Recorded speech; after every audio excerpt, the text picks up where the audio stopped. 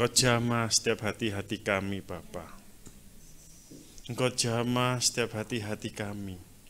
Biarlah hati kami tidak lagi tawar, melainkan hati kami boleh semakin berkobar-kobar, menyala-nyala, melayani Engkau.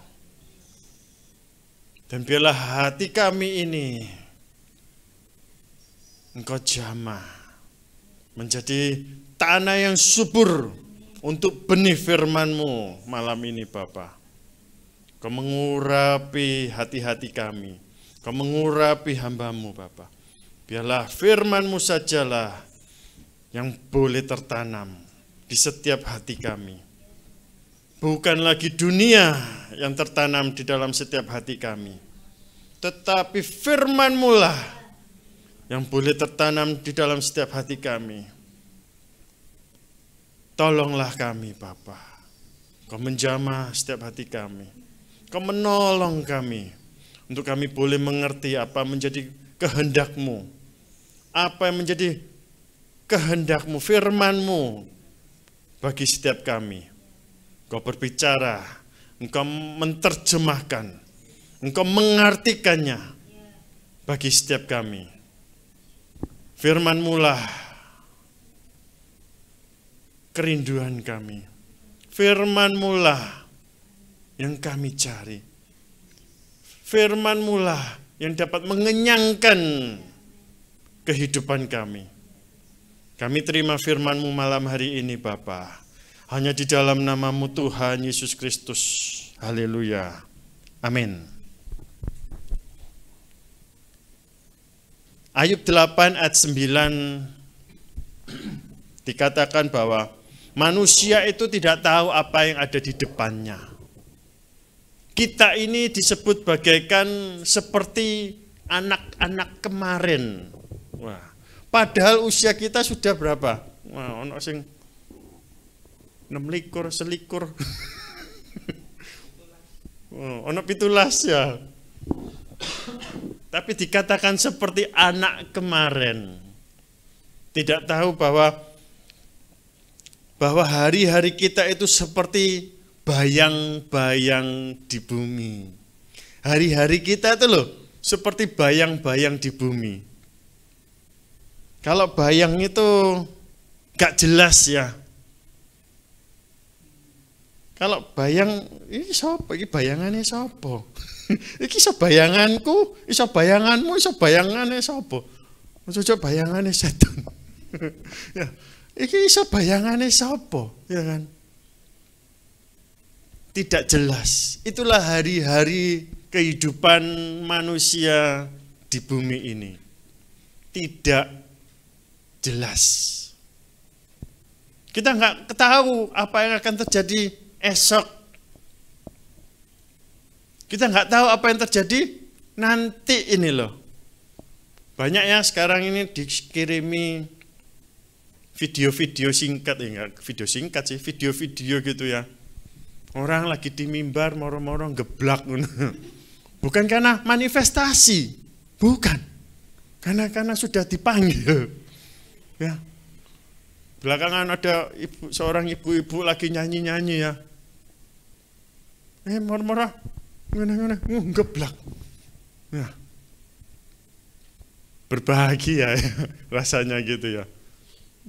Enak-enak di mimbar gini melayani Tuhan. Nah, bisa dipanggil Tuhan. Itu waduh, pengen Rek. Tapi mau cocok malam ini ya. Gak ada yang tahu juga ya. Gak ada yang tahu juga. Ya, siapa tahu tiba-tiba nanti. Ya gak tahu saya juga ya. Kelihatannya mulai watuk-watuk. Tanda-tanda. Gak ada yang tahu juga ya. Kelihatannya tadi ibu itu yang di video itu wah nyanyi-nyanyi ya. Kalau batin saya, menurut akal pikir saya loh ya, kalau ibu itu berdosa, nggak usah sampai kelihatannya setengah apa akhir gitu loh ya.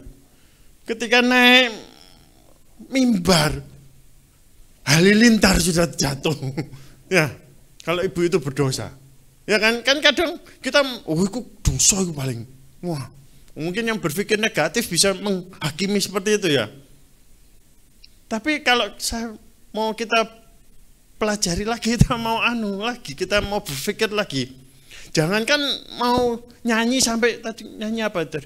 Yesus, ku mau ikut Yesus itu sampai ya nyanyi itu. Itu sampai refnya udah mau akhir.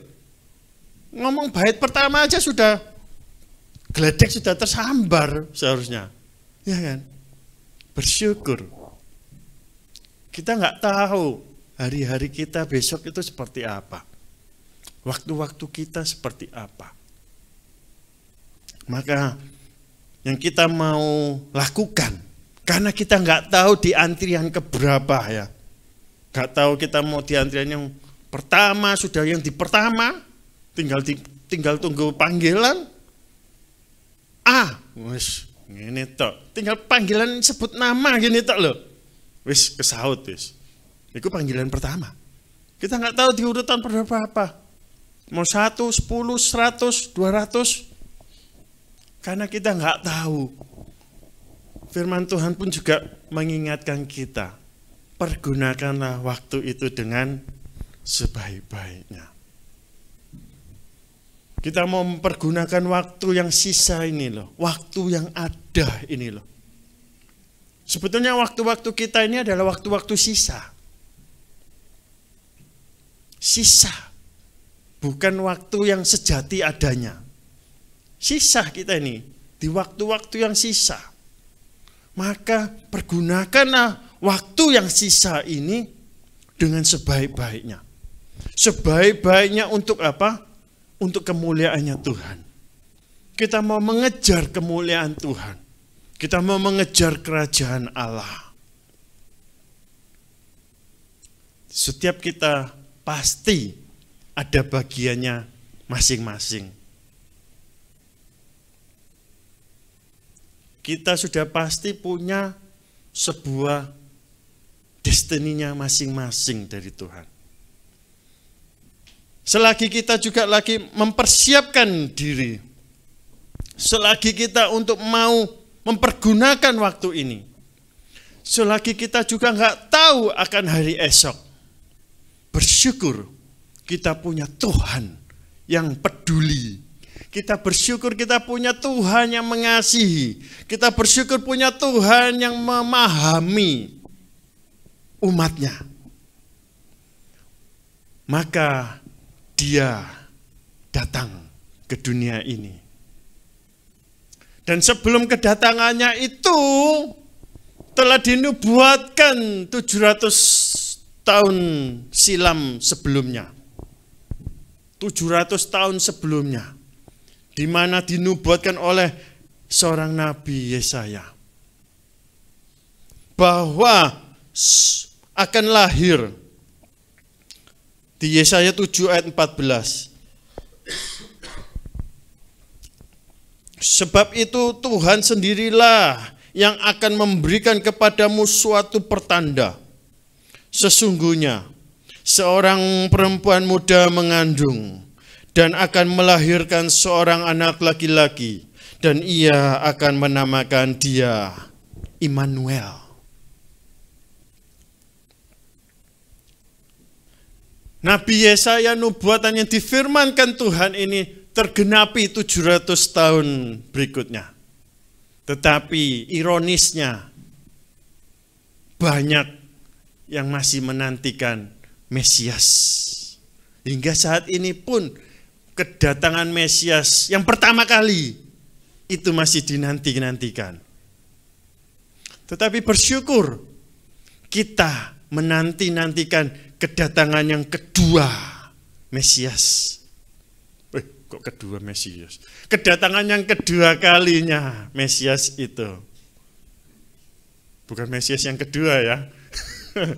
Salah menaruh kata-kata itu bisa salah penafsiran juga ya. Nah, bahaya. Bahaya gak spiro ya. Nah, kita bersyukur kita saat ini menantikan kedatangan yang kedua kalinya Sang Mesias itu. di mana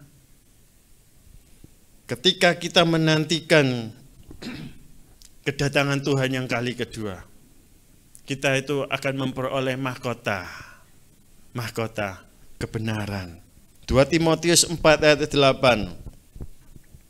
2 Timotius 4 ayat 8. Sekarang telah tersedia bagiku mahkota kebenaran yang akan dikaruniakan kepadaku oleh Tuhan, Hakim yang adil, pada harinya nanti itu ya. Pada harinya nanti, yaitu hari ketika pengangkatan itu ada, terjadi.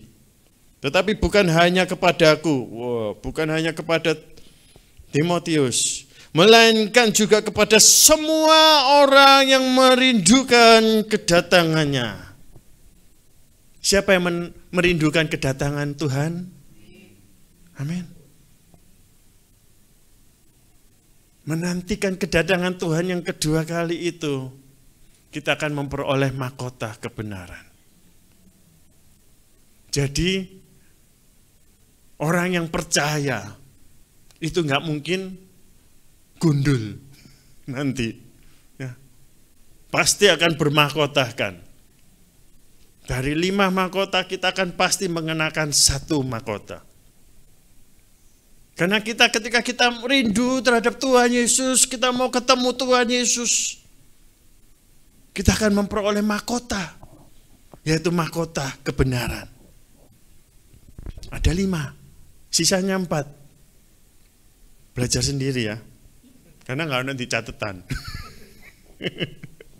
Nah, kita bersyukur Tuhan Yesus, Tuhan itu datang ke dunia ini. Dan bersyukur. Kok pas gitu loh ya? Nggak ada yang pas sebetulnya. Ini cuma kata-kataku untuk ngetes gitu loh. Ya. Kok ya pas? Julukannya itu yang diberi nama yaitu Immanuel. Yang berarti Immanu beserta kita. El adalah Elohim. Allah beserta dengan kita. Ketika manusia ini bagaikan, hidupnya bagaikan bayang-bayang, hari-harinya bagaikan bayang-bayang, gak tahu apa yang akan terjadi. Tiba-tiba dapat terima telepon, halo bisa tolong ngisikan musik. Lagi santai-santai di rumah, tiba-tiba dapat terima telepon untuk melayani. Siapa sangka? Ada yang sangka? Gak ada. Gak nyangka kan ditelepon? Gak sangka kan direpotin? Gak ada yang tahu. Tiba-tiba ditelepon. Untung-untung yang telepon saya. Gak medeni mana yang ditelepon Tuhan. Ya. Kita gak ada yang bisa tahu apa yang akan terjadi. Mungkin dalam benaknya, saya mau leye-leye, saya mau santai-santai di rumah, seharian sudah capek, sekolah, mungkin lagi magang, lagi apa capek, mau pengennya istirahat. Ternyata diganggu, nah. Gak ada yang tahu. Tetapi ketika kita nggak tahu akan hari-hari kita, waktu-waktu kita nggak tahu, tapi kita bersyukur kita punya Tuhan yang maha tahu. Kita bersyukur kita punya Tuhan yang mempersiapkan segala sesuatunya bagi kita. Kita punya Tuhan yang peduli. Karena dia peduli, maka dia disebut Allah beserta kita. Allah Immanuel. Allah beserta dengan kita. Ketika dia memberikan bahwa gelar dirinya bahwa aku Allah yang beserta dengan engkau, seharusnya manusia tidaklah perlu khawatir. Manusia tidak perlu lagi untuk takut, cemas akan hari esoknya, akan waktu-waktu ke depannya. Mungkin ibu itu yang tadi di video itu mungkin sudah merencanakan ini dan itu, pelayanannya akan ini dan itu. Tetapi nggak tahunya sudah dipanggil duluan. Tetapi bukan berarti kita nggak perlu perencanaan. Tetapi biarlah perencanaan kita seturut juga dengan kehendak Bapa atas seizin Tuhan.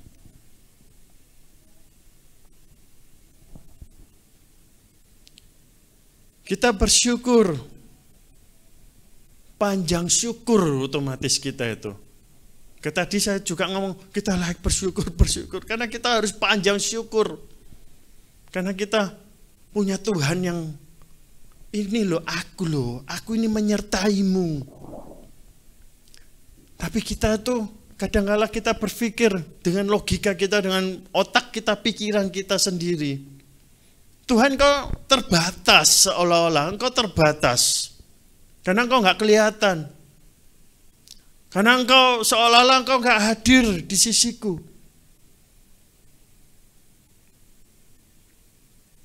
Engkau nggak nampak. Ingat, justru karena ketidaknampakan Tuhanlah, itu akan menjadikan Tuhan itu maha hadir. Dia ada dimanapun kita berada. Kita mau di genteng, Tuhan ada. Kita mau di WC, Tuhan ada. Kita mau di makam, Tuhan ada. Jangan dipikir di makam ngomong setan toh. Kalau kita, ya ini juga saya juga, ini pengalaman pribadi karena saya juga berpikirnya seperti itu. Kadang kalau kita berjalan di kegelapan, merinding, ono setan, ya kan? Kok ono gundurwo, ono kok kuntilanak, ono suster ngesot, ono bapak ngesot, sing ono cecek ngesot. Tapi kenapa kita nggak berpikir ada Tuhan Yesus? Tuhan Yesus, Tuhan Yesus. Ame meringis. Ayo ndang, lampu nyala. Tapi lah terang, waduh, rasanya setan sirna gitu. Siapa ngomong? Justru terang, setannya tambah geur. Karena kita pemikirannya kita seperti itu. Dulu tuh saya penakut. Nah, kalau dulu, makanya ini jadi tahu yang di belakang juga, ya Pak ya, kita juga 11-12. Ya, sama-sama penakut. Dulu kalau saya mau tidur itu harus ditungguin sama mama saya. Harus ada yang nungguin. Dari kecil sampai besar. Nah, tapi ya karena ya takutan gitu loh, ya bayangannya gimana gitu loh, ya kan. Nah tapi ya puji Tuhan sudah bisa terkikis, ya sudah bisa sirna, ya Pak, sirna ya sudah Pak, ya sama. Nah karena harus ada perubahan pemikiran juga bahwa tidak ada setan, yang ada Tuhan. Tuhan besertaku. Tuhan ada di ngomong ada di sekelilingku. Ya, padahal Tuhan itu ada di sini, di dalam kita. Ya kan? Tuhan ada di dalam kita. Tuhan beserta dengan kita. Banyak tokoh-tokoh yang dicatat di dalam Alkitab yang kita baca. Tetapi dari perjanjian lama sampai pada perjanjian akhir, di situ pada intinya Tuhan menyertai setiap para tokoh. Dari Ishak, nah kita baca Kejadian 24 ayat 40. Tak ambil yang penting-penting aja ya, bukan yang lainnya nggak penting. Kalau tak buka semua, gak mari-mari nanti ya. Kejadian 24 ayat 40.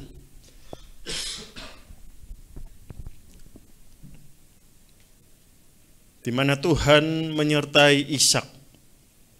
Tetapi katanya kepadaku, Tuhan yang di hadapannya aku hidup akan mengutus malaikatnya menyertai engkau dan akan membuat perjalananmu berhasil, sehingga engkau akan mengambil bagi anakku seorang istri dan kaumku dari rumah ayahku. Yusuf juga disertai Tuhan. Kita tahu ya ada Ishak, Yakub juga disertai Tuhan. Yusuf, kita loncat ke Yusuf ya. Kejadian 39. Kejadian 39 ayat 2. Di mana di ayat ke-39 ini firman Tuhan menjelaskan bahwa Yusuf disertai Tuhan di dua tempat. Jadi penyertaan Tuhan itu selalu menyertai kehidupan Yusuf. Ketika di rumah Potifar, Tuhan menyertai Yusuf. Tetapi Tuhan menyertai Yusuf sehingga ia menjadi seorang yang selalu berhasil dalam pekerjaannya. Maka tinggallah ia di rumah tuannya, orang Mesir itu.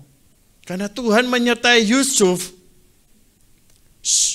Yusuf beroleh kuasa atas rumahnya. Bukan atas Potifar loh ya. Atas rumahnya. Itu istilahnya atas istananya.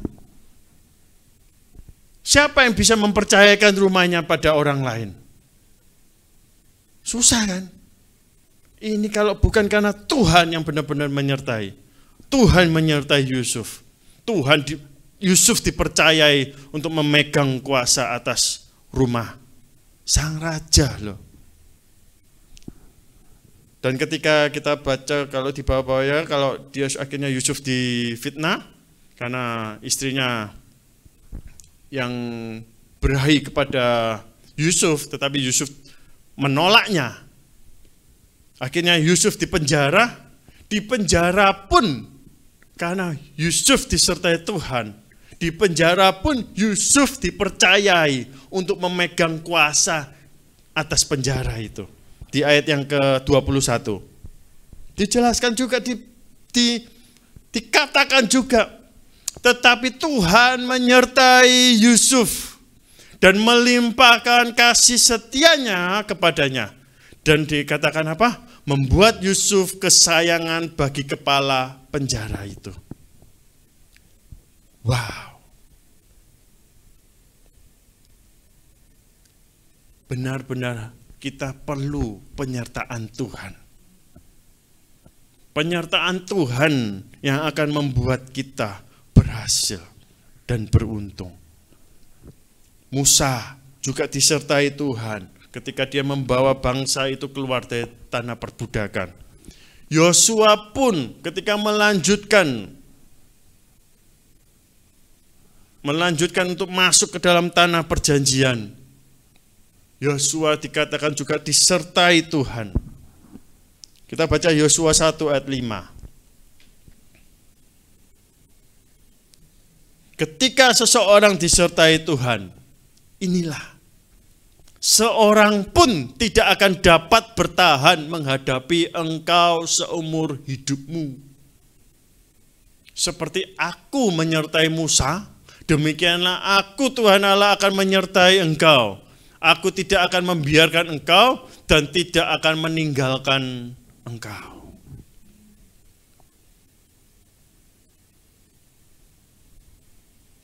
Banyak juga para hakim juga itu disertai Tuhan. Juga Samuel juga disertai Tuhan. Daud sebagai raja pun dia disertai Tuhan. Dan banyak nabi-nabi lain yang disertai Tuhan melakukan segala perbuatan-perbuatan yang besar untuk kemuliaan nama Tuhan. Tetapi ketika kita mulai berlaku bagaimana kita bisa disertai Tuhan? Penyertaan Tuhan itu kita bagaimana? Ya otomatis kita harus percaya kepada Tuhan Yesus. Karena dia yang lahir setelah Yesaya menubuatkan 700 tahun kemudian digenapi. Anak itu lahir. Harus percaya kepada Tuhan Yesus. Karena dialah Immanuel. Allah beserta dengan kita. Ketika kita percaya kepada Tuhan Yesus, apakah sudah cukup stop sampai di situ? Karena nggak mungkin orang betah. Orang kalau percaya Yesus itu nggak mungkin cuma percaya melongo ongkang-ongkang kaki, nggak betah. Pasti rohnya, spiritnya itu akan berkobar-kobar, menyala-nyala untuk melakukan segala perbuatan-perbuatan apa yang dikehendakinya. Itu pasti, karena roh itu akan mendobrak. Gak mungkin kita akan diam, percaya Yesus, diam-diam tok. Gak ada, gak mungkin. Paulus saja percaya Yesus, dia menanggalkan keromaannya. Petrus saja sudah mulai percaya Yesus, dia sudah bertobat. Tidak lagi menjadi orang yang keras hati. Siapa lagi? Banyak yang dicatat yang berubah. Yohanes itu orang yang egois. Karena kan dia bertanya, Tuhan, siapa yang mau duduk di sampingmu? Ya kan? Oh, kok enak. Siapa? Tuhan Yesus nyebutnya. Yohanes kan ngomong, aku ya yang duduk di sebelahmu. Ya kan? Oh, kok enak. Sing lainnya duduk di mana? Di pangkuannya. Terus situ yang di gendongannya ngono lah. Ya kan? Karena dia egois. Akhirnya dia berubah, bertobat. Menjadi orang yang mengasihi. Setiap orang yang percaya pasti diubahkan. Karena Roh Kudus, karena roh itu bergejolak. Roh itu akan terus membara, membakar. Roh itu akan terus mengerjakan apa yang menjadi kehendak Bapa.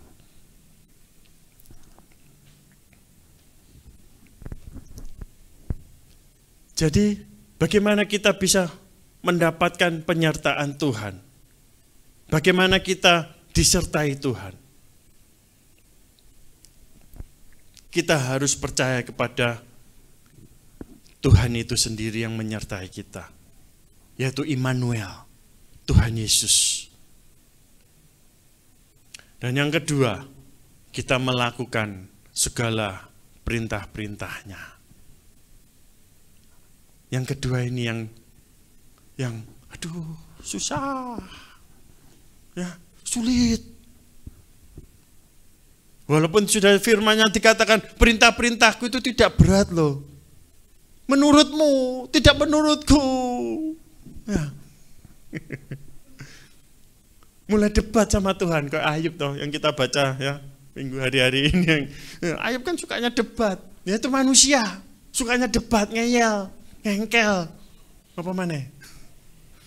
Adu debat, adu argumen, senengane ngono, ya kan? Segala sesuatu harus didebatkan. Waduh, kayak pilpres aja. Kudu debat dua kubu dulu, ya kan? Enggak, sama Tuhan enggak perlu debat. Karena Dia yang berkuasa. Perintahnya itu, firman-Nya itu patokan hidupmu. Itu sudah perintahnya, itu sudah, ya harus kamu mau nggak mau, suka nggak suka. Ya itu, kita yang justru harus belajar. Karena kita sudah jauh sebetulnya, kodrat kita itu sudah jauh dari kekudusan. Maka dikatakan, kejarlah kekudusan. Kita harus mengejar kekudusan. Kita yang sudah ketinggalan di belakang, kita harus mengejar. Kita mengejar kekudusan. Dengan kita terus mau mendengarkan perintahnya. Kita melakukan segala perintahnya. Kalau kita sudah disertai, maka apa yang kita lakukan, apa yang kita mau kerjakan, setiap hembusan kita nafas, Tuhan berkati. Tuhan buat berhasil. Tetapi kata-kata berhasil, kata-kata diberkati, itu bukan semata-mata kita akan menjadi kaya raya. Ya, jangan ditangkapnya seperti itu. Para murid, saya tidak perlu ngomong para nabi yang sudah jauh. Para murid aja yang hidupnya masih di tahun yang ke-70, 80. Hidupnya diberkati. Apakah diberkati dengan kekayaan? Enggak. Tetapi diberkati sampai akhir boleh memberitakan kabar sukacita. Sampai akhir dapat mendirikan kerajaan sorga di bumi ini. Sampai akhir, sampai menutup mata. Tetap mengikut Yesus. Tetap memegang Yesus. Itu berkat yang tidak dapat dicuri. Itu adalah berkat yang tidak dapat digantikan oleh apapun. Penderitaan tetap dijalani. Hidup kematian mereka, mati mereka, mati syahid. Mati mereka, mati mengenaskan. Ada yang disalib, salib terbalik. Ada yang dibakar. Ya, bukan mati yang sudah dipanggil Tuhan. Ya. Tapi memang sudah waktunya tapi karena kehendak ada sebuah jalan pintas yang membuat mereka berpulang. Mereka disiksa. Hidup mereka selama hidup ada yang dipenjara. Bukan karena kesalahan, tetapi karena kesalehan. Ya. Ada penderitaan yang mereka tanggung. Ada salib yang mereka tanggung. Tetapi mereka tetap bersukacita. Mereka tetap mengucap syukur. Seberapa beratkah bebanmu, beban kita? Gak perlu diukur dengan beban mereka. Ibarat sama beban itu. Tetapi kita mau tetap terus berjuang.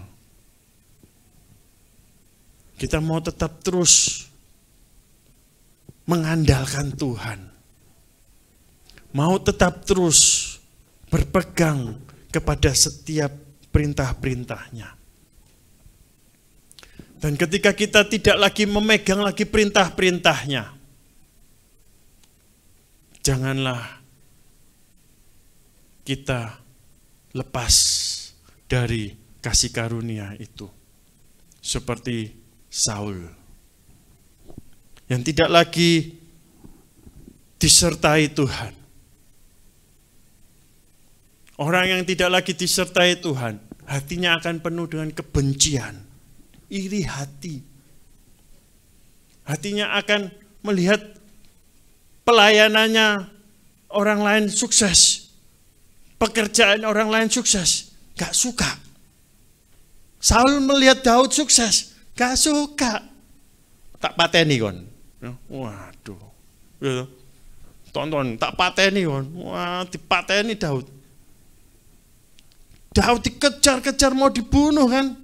Karena apa? Iri hati. Hati-hati sama iri hati. Nah, hati-hati sama iri hati. Hati-hati sama hati. Nah, itu. Melihat yang lain lebih diberkati. Wah, wis. Terbakar sudah hati ini. Cari jalan pintas. Wis gak Tuhan-Tuhanan. Bye. Say goodbye. Percuma. Ya. Ikut Tuhan gak tambah kaya, tambah soro. Ya. Percaya Yesus tambah suwe, tambah soro. Waduh. Ikut Yesus cuma mau kaya. Ojo melok Yesus ya.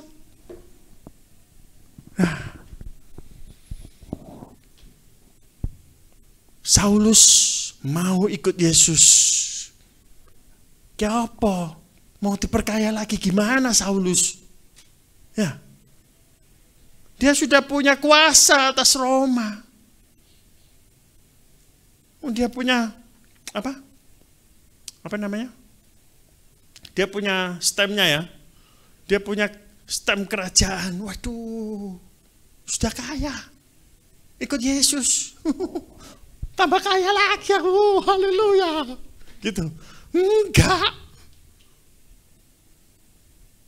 Saulus jadi Paulus. Cukup sampai di Paulus. Jangan sampai jadi Bulus ya. Apalagi kita. Kita sudah tahu mereka perjalanan hidup mereka melalui firman Tuhan. Tidak ada yang dihilangkan, tidak ada yang perlu ditambah-tambahi. Kehidupan mereka cukup sederhana.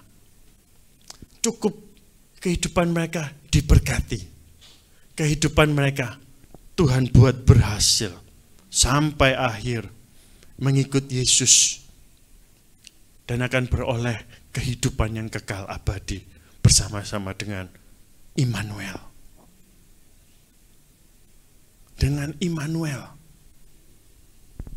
Karena Tuhanlah kekuatan kita, Tuhanlah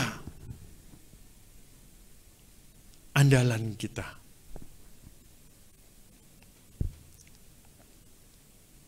Yohanes 14 ayat 16.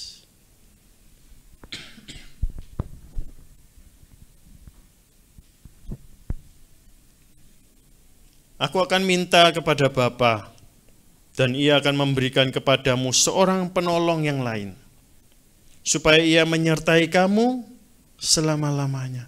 Ada Roh Kudus.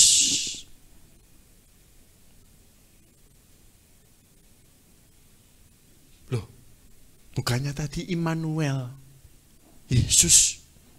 Tapi kok di Yohanes 14 ada dikatakan, aku akan memberikan kepadamu seorang penolong yang lain, supaya menyertai kamu selama-lamanya. Roh Kudus. Allah Bapa, Allah Putra, Allah Roh Kudus. Allah Tritunggal. Allahku tiga. Wah, akeh ya. Sopo ngomong Allahmu telu? Allahmu siji. Allah kita satu. Aku adalah aku. Esa. Ekat. Kok ono Allah Bapa? Kok Allah anak-anak? Kok Allah ono Allah Roh Kudus? Bingungi ya Kristen iku ya. Yang bingung siapa? Yang bingung adalah orang yang tidak percaya. Tetapi ketika kita percaya, ada Roh Kudus yang menerjemahkan siapakah Allah kita. Ketika saya menjelaskan pun, kalau makanya tadi saya berdoa supaya Tuhan menerjemahkan. Bahasa-bahasa saya ini terbatas. Tetapi ketika Allah Roh Kudus itu menjamah hati kita, Dia akan menerjemahkannya. Dia akan dapat mengartikan, aku adalah Tuhan Allahmu. Aku Tuhan Allahmu yang menebus dosa-dosamu. Aku Tuhan Allahmu yang akan menyertaimu.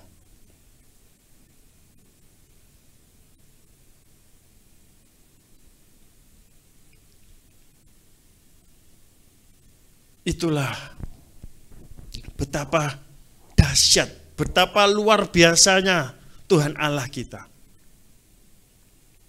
Dia itu makanya nggak kurang-kurangnya gitu loh untuk umatnya. Lanjut ayat 17 Pak Hendro. Yaitu roh kebenaran. Dunia tidak dapat menerima dia. Nah ini, dunia tidak dapat menerima dia. Sebab dunia tidak melihat dia dan tidak mengenal dia. Tetapi Bapak, Ibu, Saudara mengenal Dia sebab Ia menyertai kamu dan akan diam di dalam kamu. Seperti aku diam di dalam Bapa, Bapa tinggal di dalam aku. Demikian juga kamu tinggal di dalam aku. Cukup. Aku tinggal dalam Bapa, Bapa dalam aku. Dan kalian, kamu semua di dalam aku. Ini adalah sebuah kesatuan. Gambaran kesatuan kehidupan. Bagi setiap kita yang mengenal Dia, akan mengerti arti kata ini. Saya nggak bisa, bahasa saya terbatas. Bahasa yang ditulis Yohanes menulis ini juga terbatas. Yohanes dipikir orang gila. Di Pulau Patmos. Apalagi, waduh, karena dia orang yang sudah hidupnya tersendiri, yakinnya kayak orang gila pewahyuannya ya. Siapa bilang? Itu semua akan digenapi. Dan orang yang mengatakan dia gila akan tercengang dan akan dibuang ke dalam api kelautan neraka. Karena nggak mengerti, nggak mengenal Tuhannya. Ya kan? Segala pewahyuan dibilang, omong kosong. Segala pewahyuan dikatakan, gak mungkin. Sudah gila dia. Tetapi ketika dia datang, dan meterai demi meterai itu sudah disingkapkan, dibukakannya. Yang ngomong gila, yang ngomong apa. Pasti ada lah di tahun-tahun itu ngomong gitu. Wah wis, siap-siap itu. Karena dia gak mengenal Tuhannya. Dia gak mengenal Tuhan. Kalau kita mengenal Tuhan, kita mengamininya. Kita mempercayai itu datang daripadanya. Dan itu akan terjadi pada waktunya.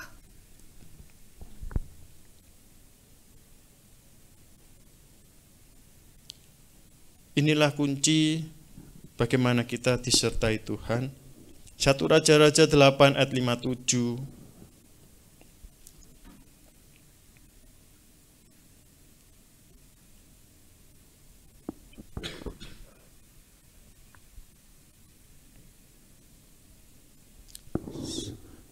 Raja-Raja 8 ayat 57. Kiranya Tuhan Allah kita menyertai kita sebagaimana Ia telah menyertai nenek moyang kita. Janganlah Ia meninggalkan kita dan janganlah Ia membuang kita. 58. Tetapi hendaklah dicondongkannya hati kita kepadanya.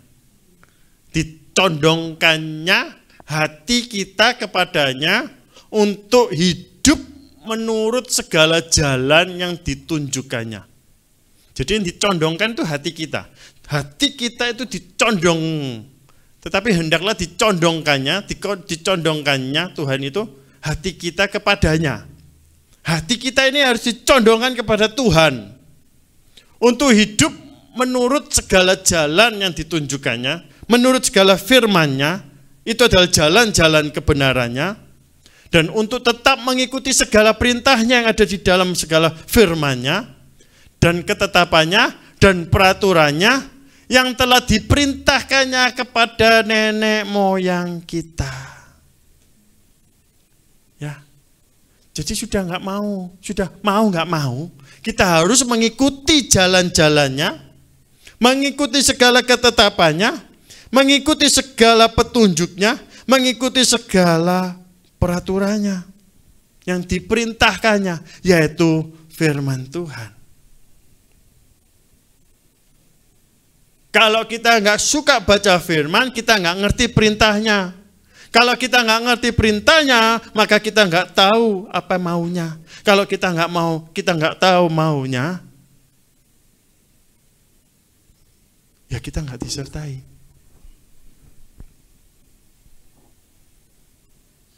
Kita nggak mungkin disertai. Hati kita akan penuh dengan segala kebencian, iri hati, kesombongan, kecongkakan. Hati kita akan penuh dengan hal-hal yang negatif. Teman sukses dikit sudah nggak senang. Teman pelayanan sukses dikit, banyak job pelayanannya sedikit sudah nggak senang. Ya.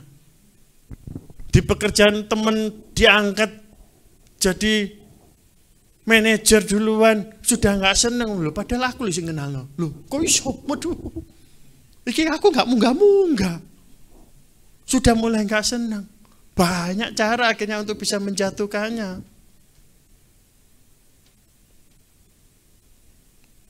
Lakukan perintah Tuhan.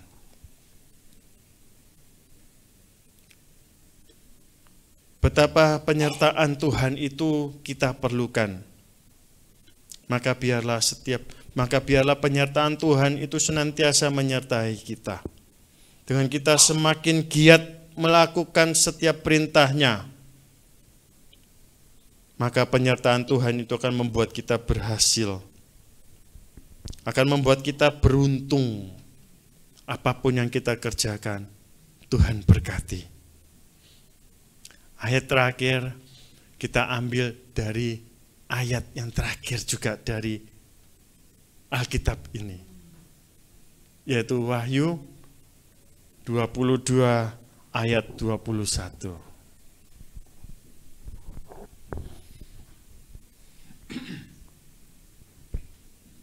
Ini ayat terakhir yang terakhir dari Alkitab yang kita punyai, ya. Kasih karunia Tuhan menyertai kamu sekalian. Amin. Tuhan Yesus memberkati.